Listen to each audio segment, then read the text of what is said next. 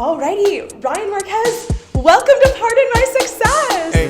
Get ready, it's the new edition, your favorite morning meditation. Hey, it's me, pardon my success.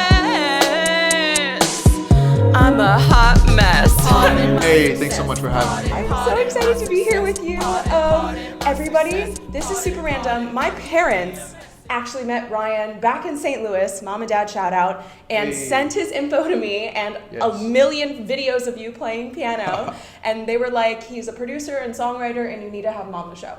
And I contacted you and I was like, hello. And we decided that you are gonna help me produce my music. Yeah, I'm really excited about that. I'm so excited about that. That's so crazy. And in exchange, because I'm poor, I'm gonna help him manage his social media, which is gonna be a whole little thing. And I would just love to talk to you a little bit today about your background and your creative process and songwriting, as well as like maybe we can do a little fun thing later about like, okay, what can we do? Like you give me a few things about the songs that I had sent you already and I can give you a few notes about social media and it'll be great. It's gonna be really exciting. I'm in for it. I'm here for it. Amazing. Okay, Ryan, tell us about yourself. Where are you from? Sure. I'm Ryan Marquez. I'm from the Midwest. I'm from Missouri, Team Missouri all the way. I like to say the confluence of the cool. And I did my first 18 years of life in Kansas City, Missouri. And then I've spent the last 18 years in St. Louis. Don't count Represent. how old that is. And now I'm out here in LA. And I have really been pursuing a lifetime in music. I, like as you said, am a producer, songwriter, a keyboardist, vocalist, artist myself. And I have really just a huge passion and love for everything music related. I've pretty much done all the things that you can do in terms of making music or producing music. I have made a lot of different bands through the years, primarily in the pop, jazz, and hip hop genres. And I put out a lot of music, really. How many songs would you have to say ballpark you've put out in your life? Oh my goodness. A few hundred. Yeah, if I counted like everything that I've done. That's so probably. Cool. What was your first song that you put out? Oh my goodness. First song I ever put out? Well, I think the first album I ever made was a live album that I did in probably high school. You know, I played in a group called Forte and we won like the city's high school talent competition or whatever, and we got to like perform at a performing arts theater, and through that they recorded an album and then we got it printed up and put that out. So I've been putting albums out for about 20 years now. It's solo albums or with bands? With bands. You know, as a producer and a songwriter, you chameleon and show up in the marketplace in a lot of different ways. But my first release under my own name was an album called Moving Forward in Time, and that was under the Ryan Marquez Trio. It's a jazz album that features my original compositions as well as some cover arrangements that I did for, you know, instrumental album. Evolved and put out a bunch of different projects, but I've recently been putting out things that feature my voice under my own name. So I put out a record called I Am Ram, because Ryan Anthony Marquez, and then I put out a follow-up record to that called Legend of Ram, as well as probably my quintessential album to date is an album that features 20 creatives from St. Louis called Saint Unity. I was watching that on your website yesterday, I think. The most recent project, which is an album that I put out with my friend Stella Lumina, and it's called Symphony of Good. And it's like an instrumental kind of relaxing, meditative album that we're actually calling chill hop meditation. So it's a new subgenre inside of the new age genre. And it features crystal bowls and chants and native flutes and like nature sounds, you know, things that just really will help you like center in and ground. I like that. I'm sure that's probably like a really great, like meditation, like sauning, like maybe, Take me a little bit through. So you high school talent show, record your first album. what happens next?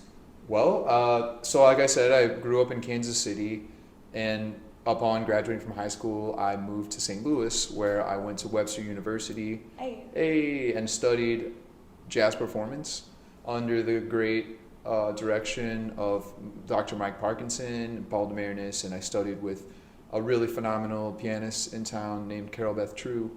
And from there, I really, I like to say life drafted me early, and I hit the ground running, and I really learned a lot from, just living life in the streets, and like The streets of St. Louis. the streets of St. Louis, the school of hard knocks. Yep. And I got a chance to play with the great Willie Akins, who was a phenomenal saxophone player and legendary jazz performer in the area, who schooled an entire community and generation of great musicians, many who've gone on to do really amazing things. That's so cool. Yeah, my piano teacher in high school actually taught at Webster Groves as well. You had known Nina Ferrigno. We love you. I don't know if you're listening to this, but if you do, I love you so much. Miss you. I went to Webster, and then, like I said, I kind of hit the ground running, and I, like everybody, I think out of college with an arts background, you kind of figure it out, and you get a job working at a sub shop. Yeah. Or, you have what to. What sub shop? Lenny's Sub Shop. Which I don't even know if they have those in St. Louis anymore. I think they went under. Oh my God, where was it? It was right on the corner of Jackson right on the corner of Big Bend and what is that right there? Elm. Big Bend and Elm. Oh my God. Right there by the Schnucks. Okay, yeah, I do know where that is. Yeah, it's a healthcare clinic, which is good because for all the calories that we serve there, now they're need to, putting it back. Yeah, they're paying it forward. Yeah, they need to counter it, balance with all the mayonnaise. Guess what? Yeah, so you fed people a bunch of mayonnaise for years. And Yes. then how long did you? Not for years, just a couple of years. A couple years. And Yeah. you were musicking on the side. Always, but really it was more like musicking full time and doing that on the side. Yes, Because every job that I maybe ever had on the way to a full-time career in the arts was just a stepping stone to get to where I am and where I am continuing to go. And, I had the opportunity, like I said, to start a bunch of different bands. I started a band called Fresh Heir, Heir. We put out 3 albums so far, and we had the opportunity to travel around the world and perform. We did a tour in Europe performing for Armed Forces Entertainment. That's really cool. I got a chance to check out some really interesting places and spaces. Is that when they send you all to different bases? Yeah, we went to different bases. We went to Germany, France. We went to Holland. We went to Kosovo, which was probably the most intense of all the bases. And it was a really cool life experience and a good chance to kind of see the world and see what it's like on a base and get a chance to talk to service people.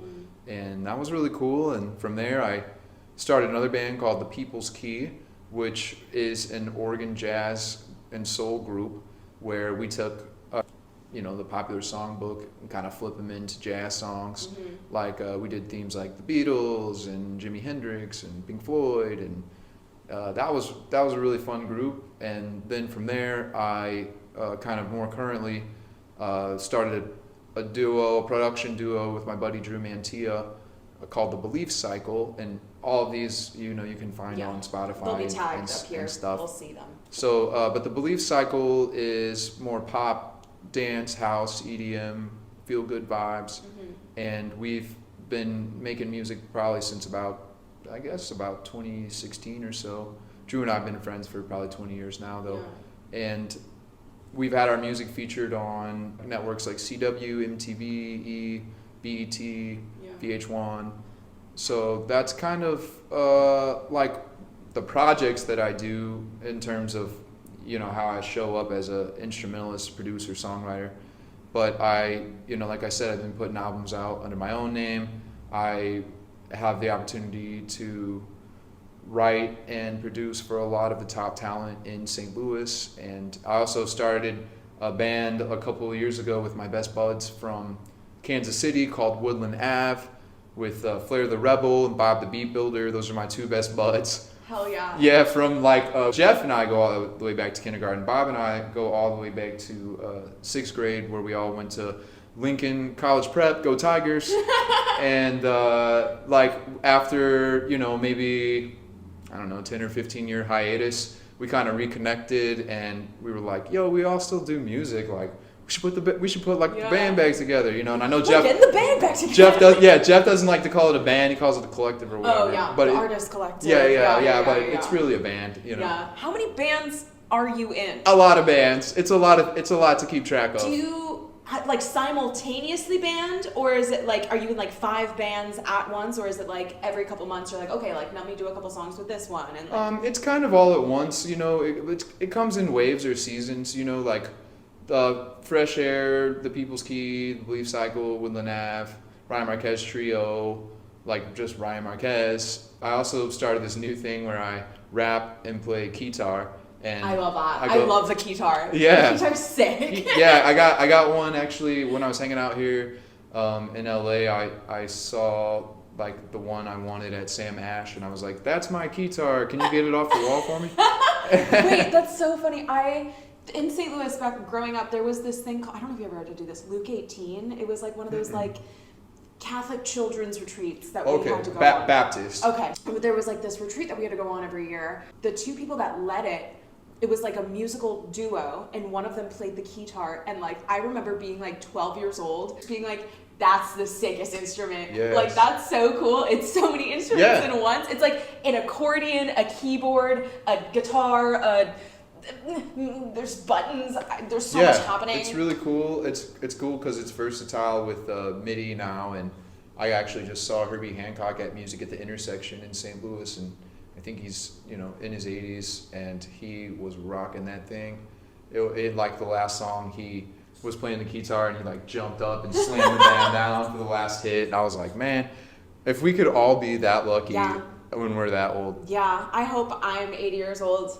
I don't know about the guitar, but like, you could do it. I'll be doing the splits for sure. Yeah, like up there, it'll be great. I won't be doing the splits. I'll do the guitar. You do and I'll do the splits, and it'll happen simultaneous. It'll be very exciting. We'll get pumped. How many instruments do you play? I'm primarily comfortable on keyboards. Play bass, and you know, I can pick at a guitar. I really just play music. You know, you put it in my hand.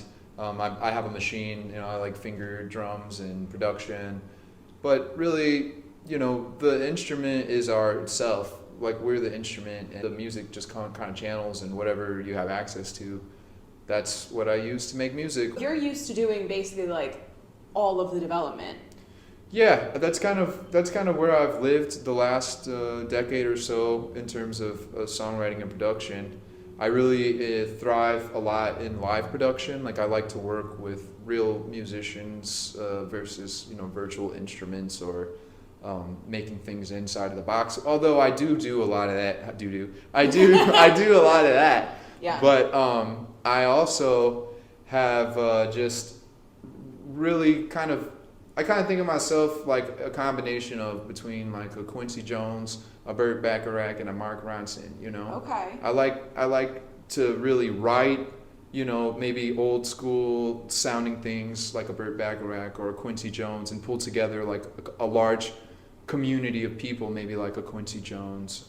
But then it's like, I also like pop music a lot, so I'm very much influenced by people like Mark Ronson or Mark DeClivelo. Just stuff that's just going to make you go like this. Yeah. No, I agree. How does music begin for you? Like, is it the melody? Is it like the beats? Like, or anywhere? Is like it's fully internal? That's a great question. You know, I think there's a lot of different ways to get into a song, but for me, it's always about the intention. So it really starts with that, with the energy that I wish to convey to the audience. You know, whether that's an emotion or a tempo, or a melody, or a harmony. You know, it could really be a lot of different ways. I've experimented with a lot of different ways of creating music, and I don't necessarily have one specific creative process, but I have really enjoyed kind of sharpening my skill sets and growing my muscle memory into just really being able to just sit down and write music at will. And also, I like to just absorb. Like, I feel like I'm a sponge, and I just kind of live my life, and songs just kind of come to me, and I don't really think of like, I think of myself more as like a channel, and the music is like all around me all the time. I feel that as well. Yeah, I was talking to one artist where it's like, it's revealed to you. Yeah, it's music revealed. is revealed. Yeah. It's kind of like alchemy, you know, where it's like I'm not making something out of nothing. Yes. I'm like working with what's already there and transmuting it into gold. Yes, exactly. Or and platinum. Then, real. Troye Sivan's new song. I don't know if you've heard that. Okay, no, I haven't. Okay, it's one of those like sounds that you're like, oh my god, I know that from like my childhood. Yeah. You know. Yeah. But it's like one of those things that's just like so deeply ingrained, and you're like, oh my god, yeah, and it triggers that nostalgia factor. Like I think the first song that was like that for me was that one. It's like. Yeah.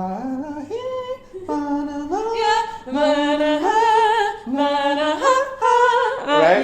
Yeah. That was at least. You're producing, your songwriting. How did like the production side of it start for you?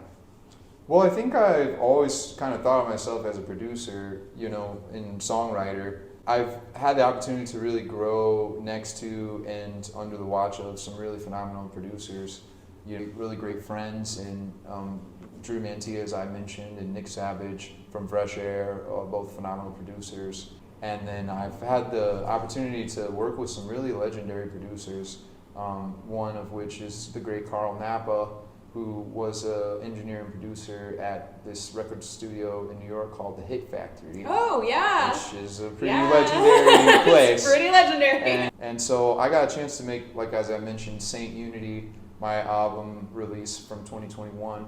I got to sit next to him pretty much from the first note until the last mix and master.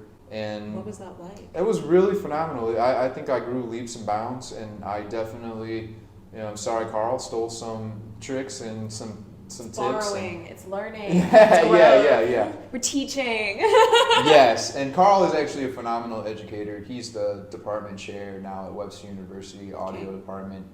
And so I got a chance to just kind of sit shotgun to him and really like learn some great tips and life lessons and make a great friend. Carl's now the president of the Memphis chapter of the Recording Academy. Oh my gosh. So I'm really blessed and grateful and thankful to call him a friend and a mentor. Yeah, and you know, there's been a lot of other people that I've had.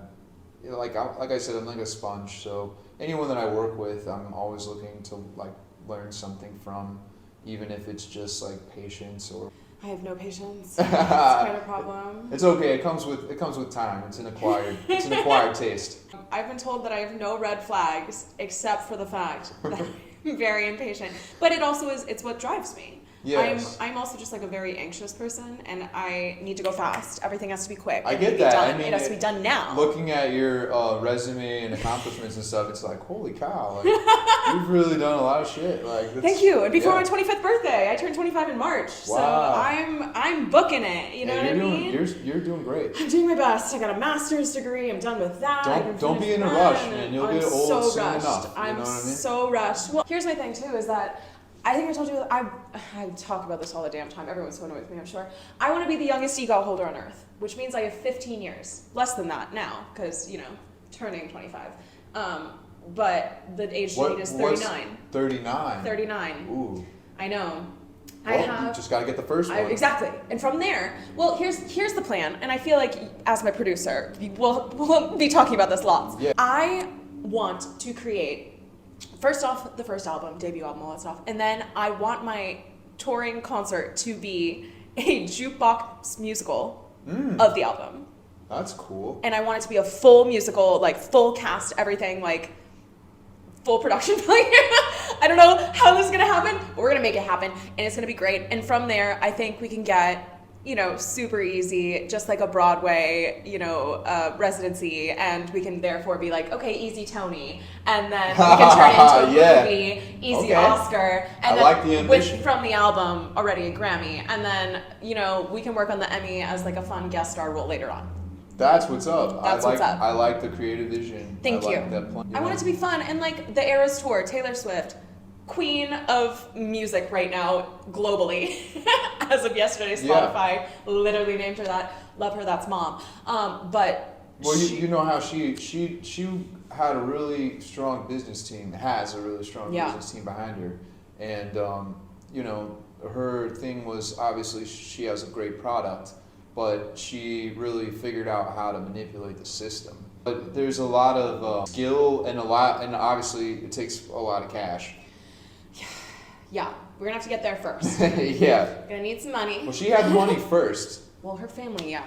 She had the money first. Like her debut album, I believe, was they dropped $1 million on it on the first day that it came out. That was the whole model. Is they sunk $1 million into it so that way it would shoot up the charts as one of the fastest selling albums of all time. And then the investment partners got their return back, so they spent $1 million buying up 1 million copies. And this is not an uncommon or thing exclusive to Taylor Swift. Record labels and artists do this all the time. I feel like everything you do, you would be the president of. Just your personality. Thank you. Oh, I hope so. I would love to be the president of Earth one day. Let's hop back to investing $1 million first off into an album. Yeah, if you had the bread, that would be the way, because then your album would shoot up in sales, right? You'd get a gold record, right? And it would just suddenly be on all of the things. And then you'd be number one in all the categories across whatever platform. Let's say you were on iTunes, and let's just pick that one because it's probably the most popular. Then you'd be, oh look, Mei Lin's album's number one.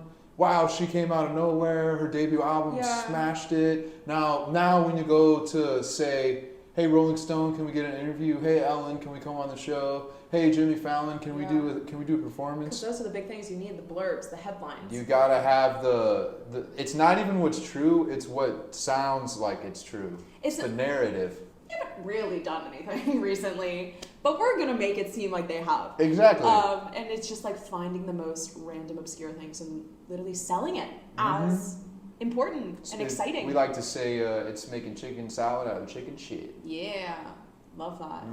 Yeah. Okay. So Taylor was able to do that. From there on, she's still doing it. A lot. She's buying it herself. I'm pretty much convinced. I don't have hard evidence for this, but I'm pretty sure that all the free advertising that she got on the NFL and sports media, that was paid promotion. Well, Travis Kelce and her. Yeah, but the way they used graphics and. Here's my thing. Okay. This has been my whole thing on the Travis Kelce Taylor Swift situation. Sure. See, she's getting free publicity right now. Yeah, I'm obsessed with her. It's okay. It's okay. I love Travis Kelce. I'm a huge Chiefs fan. KC. I have go Chiefs. Desire. Travis Kelce's the GOAT. Sports.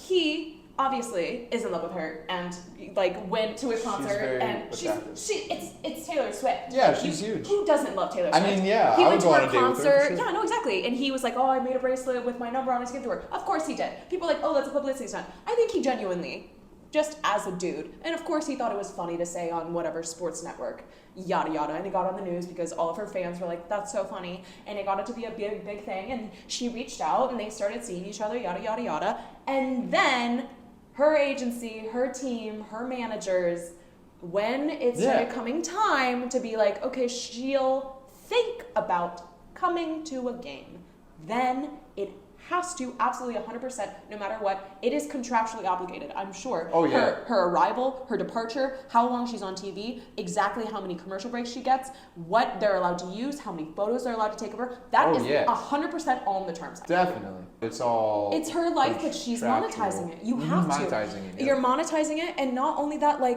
in order for somebody of that caliber of celebrity to go anywhere, it has to be very specifically outlined. Not only for her to get paid for it, but mostly because for her own protection and security as somebody of that nature, going into an arena where she is not usually, there. She doesn't have a rider for going to a sports game, Yeah.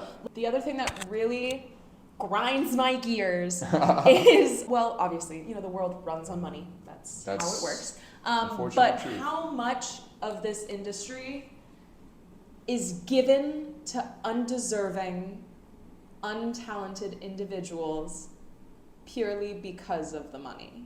Sure. Because you see so many people that I'm like, I know so many incredibly talented, creative artists who would do such a better, more phenomenal performance, everything than is happening here, but it's this person happens to be the child of a millionaire, a celebrity, a somebody else who knows someone. Also, another factor in that is that person, that artist is willing to step aside and be a billboard. you know, and they're like, because it's like you're not the You're artist. not- For so you're many not of the them, artist. you show Yeah, up you're and they're just- like, we're putting money behind you. You're you, the face. You wear this. You You say sing this. You You don't this. have any at like You go say here. yep in the lyrics and the music and any of the creative. Which like I had a friend who came on the podcast as well who she was put into that system and like went into a bunch of like girl groups and they were basically just like telling like, okay, now you're gonna be this and now you're gonna be that and here's the songs, and then she saw that like they were recording the same song, the same music video with all of these other girls, and just to see which one is the most marketable. And there's basically there's two questions. It's like, do you want to be famous or do you want to get paid? Yeah, the 360 deal, it will make you famous. Yeah, You're not gonna get paid. but you're not going to get paid. So it comes down to, you know, what are your goals? What do you want? Yeah, What are you sell? looking to get out of the experience? Yeah, what are you willing to sell? Like, you know, some artists are obviously, when you get to the top tier of any industry, you have to actually be good. Yeah. You have to actually be talented and skilled to be there. I feel like there are some people that genuinely aren't though. And those people would probably be products of like a sensation, like a YouTube sensation, or they're like, Okay, yeah. they're like, oh look, you already created a product that people like. It was a gimmick, right? And Yeah. and it blew up. And then people were like, hey, you know what? We can take what you already did and blow it up even more. I feel like that's so many of the things in the industry today. I feel like record labels are only really signing the online viral people already, Yeah, which like- is like fair because Like it's like Soulja Boy. yeah, it's like you have the audience. So why would we put in money to a nobody when we could put in money to a somebody? And so there's a really great documentary. I don't know if you've seen it. It's called Before the Music Dies. And it came out, I think, maybe in the early 2000s. Exactly. I think they definitely use that in the documentary. We But were singing. yeah, exactly. they have really great artists, you know, people like Dave Matthews and Erykah Badu and The Roots Oh my gosh, yeah, are yeah. like in there. And literally they say if they would have came 10 years later, they never would have made it because they were too eclectic. And the one-hit wonder, like if you look at the 80s and the 90s, it's chock full of One-hit bands wonder, yeah. that were one-hit wonders, right? But if you look at the 2000s on, it's only established entities that continue to produce hits after hits Yep. after hits. And the bands who hit in the 2000s, a lot, or artists who hit in the 2000s, they're still Yep. being monetized and There are putting no- out new stuff. There are no new household names. There's really. no, the only way to become a new household name is to do like what Social media. Taylor Swift did or Justin Bieber did. Yep. You know, where you just pop your social media and then they go, oh, you got 1 million subscribers or 10 million subscribers? Cool, you're in the club now. It's okay. Guys, please subscribe. Subscribe! Like, follow me. I don't know.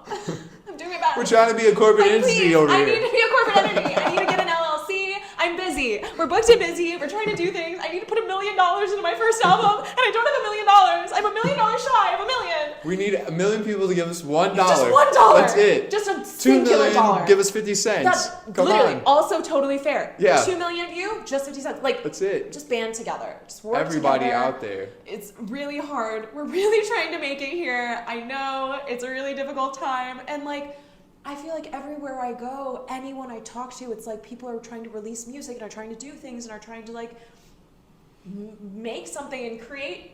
And it's like, it's not getting seen. It's not getting heard. Yeah, there's definitely that, but there's also the human nature, I think, of being predicated by sexual content or being predicated by materialism, you know, and those Shock factor. or shock something factor, like that, yeah. like those things, I think, have really kind of developed into a model that is easy to package, and there's enough people kind of addicted to that mentality or stuck in that way of thinking, and you really have to almost establish a boundary or niche out, you know, and say, you know what, I'm willing to let all of those potential followers go because I want to stand for, you know, good intentions and positivity and like love and peace and unity versus, you know, like hate and fear and sex and Absolutely. all the other things that I are agree. continuously solicited to us, and like not even just like by happenstance, like they literally hire people to do scientific research to see like, okay, well, what color schemes are going to make people want to click on things, or you know what, It's tracking your eyes Yeah, to it's know like where you're gonna look. where you're next. going to Yeah. look. And like, and now like with our phones and stuff, we're literally being targeted. Like they're like target marketing, target ads. It's Yep. like we're literally being You targeted. say something, it's showing up on your ad in 5 seconds later. I know. I love you know, sports, and I love hats. And I know that when I open my phone, there's going to be an ad for sports hats. A sport hat. Yeah. Yeah. And I've probably acquired like 50. Just because of that. Just because I click it, I'm like, oh, I love that. That does look nice. And then I'm like, I'm not gonna buy that. I just And bought a hat. Every single ad And after every that. time I open it, it's like, oh, like, you remember still this? want this You still hat. want this, right? No, I don't. You wanna I add this actually to your cart? Bought a cheaper version on another website. Leave me alone. Exactly. Please. Did you have a chance to look over any of the materials that I sent you? Yes, I did. I really like your lyrics, and I think that you're really got some really great stuff that is workable into some material that can showcase all the things that you do. Like, you know, I know you have this really strong vision for how the dance fits in with the musical and the music and It's a very big. It It's hard is. to take things one at a time. Okay? Yeah. No, I get that. I think that's good. That's definitely good to have a vision, but it's also one thing I've learned as a producer is there's value in the organic nature of the development. And sometimes when your vision is really strong for a project and you walk in the direction of it, you might be missing or blindsided by organic things that have yet to materialize or have yet to present themselves as opportunities to really grow your idea or to develop your idea.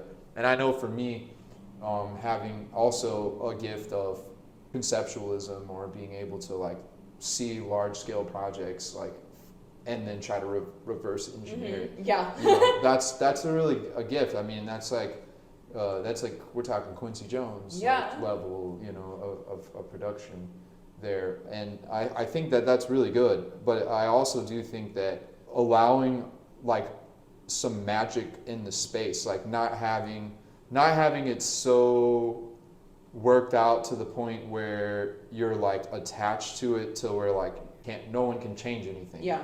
You know what I mean? Like For there still needs to be like organic improvisation and yeah, and just like being open to evolution. Yeah. You know, or otherwise what I've found in my own practice is sometimes the final product can be a little stale or stagnant.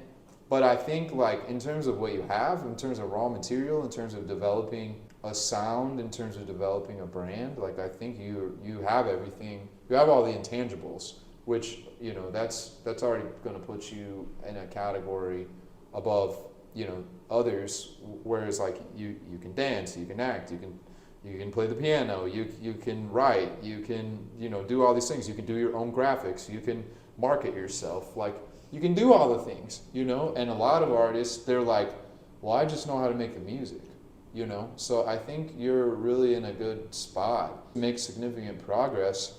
And I think the key for you will be to not get in your own way. If I'm being 100% that's so real. Like that's completely right. Yeah. I'm the problem. It's me. Yeah, but that's true for everybody. It's true for all of us. Yeah. Yeah, right. That's Taylor Swift. All right. I mean, that's Travis Kelce's girlfriend. So true. Yeah. That's the world I live in. Yeah. No, it's so true. We were all like, "Who is this girl on the TV?" We were trying to watch the game. Yeah. But Zach said that. My boyfriend was so annoyed.